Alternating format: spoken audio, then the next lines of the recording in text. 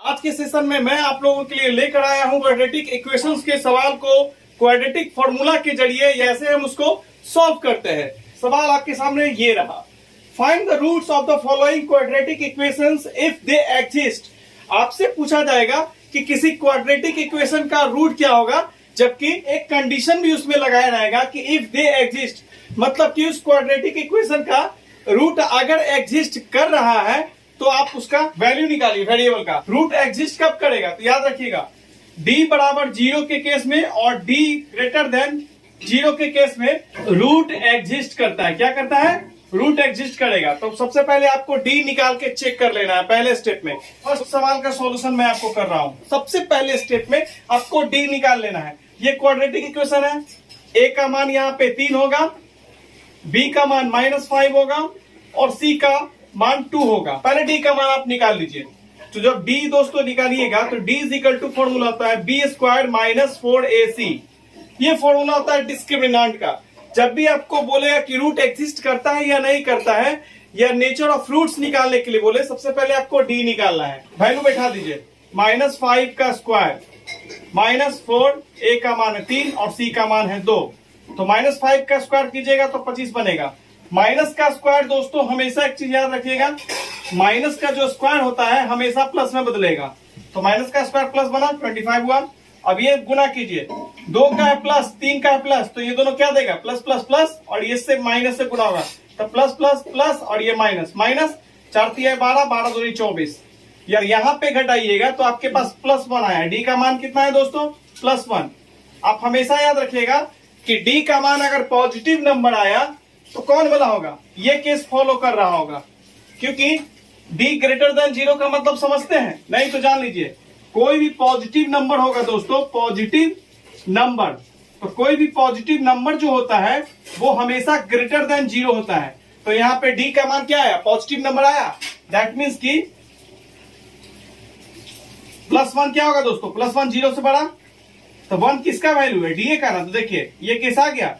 जब d greater than 0 हुआ तो हम लिखेंगे hence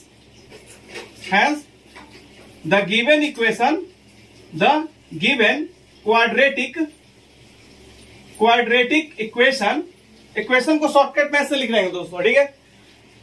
has given quadratic equation roots exist.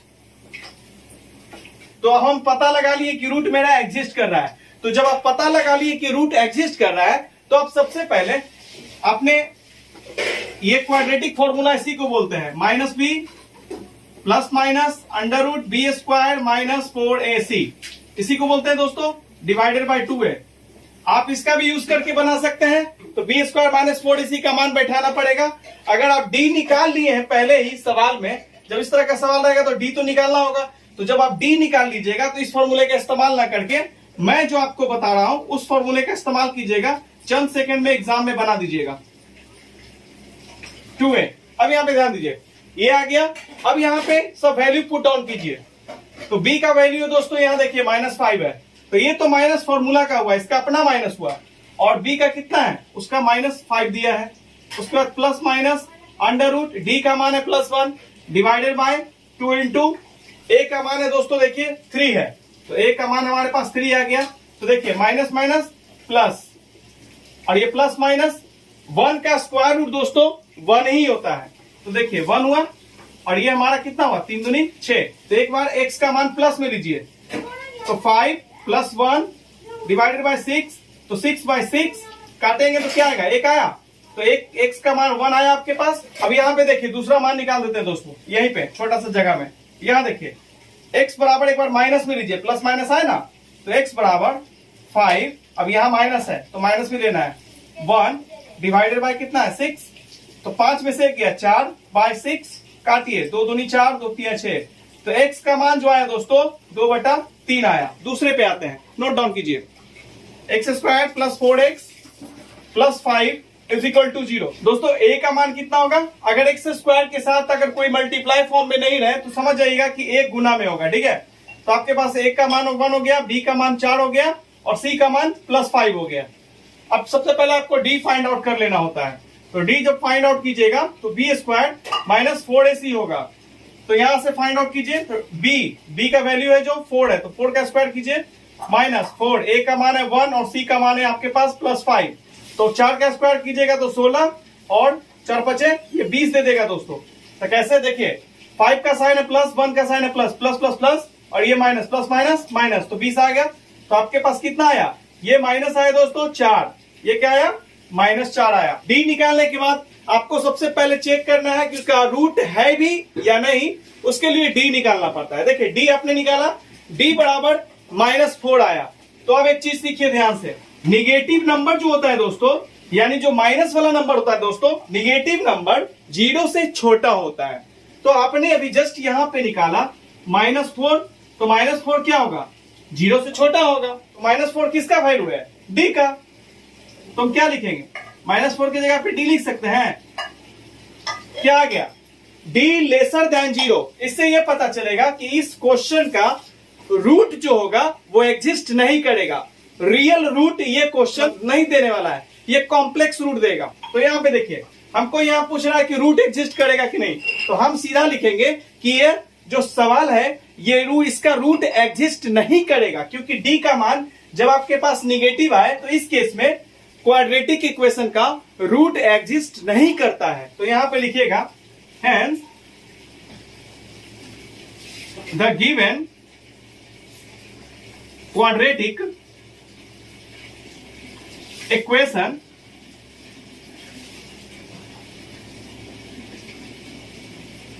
has no real root exist। जब ये रूल एग्जिस्ट ही नहीं करेगा तो रूट का जो वैल्यू है फाइंड आउट करना असंभव है। इसके बाद लिखिएगा दोस्तों, therefore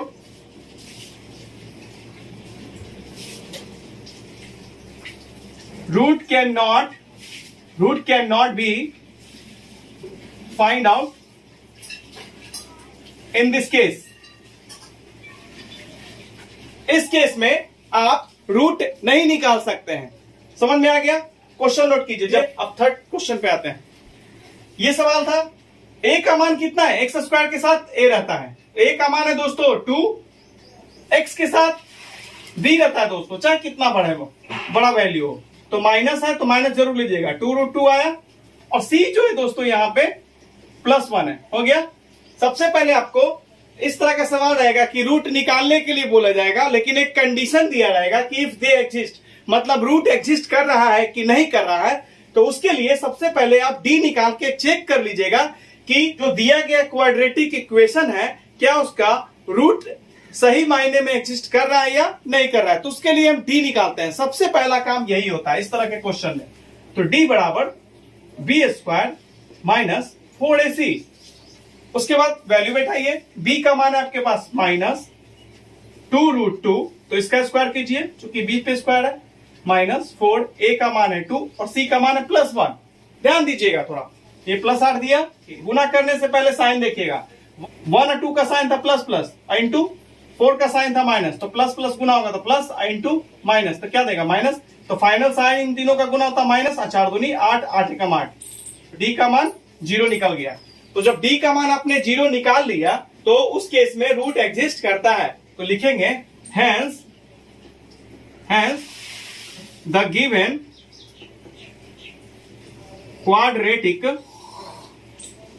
quadratic equation has real roots exist. लिख लिए, अब रूट निकालिए। जब रूट एग्जिस्ट कर रहा है तो अब रूट का मतलब दोस्तों यहाँ पे रूट का मतलब है यहाँ एक्स से जो वेरिएबल है उसको ही वहां पे रूट बोला जा रहा है, ठीक है। एक्स बराबर ±(d/2a।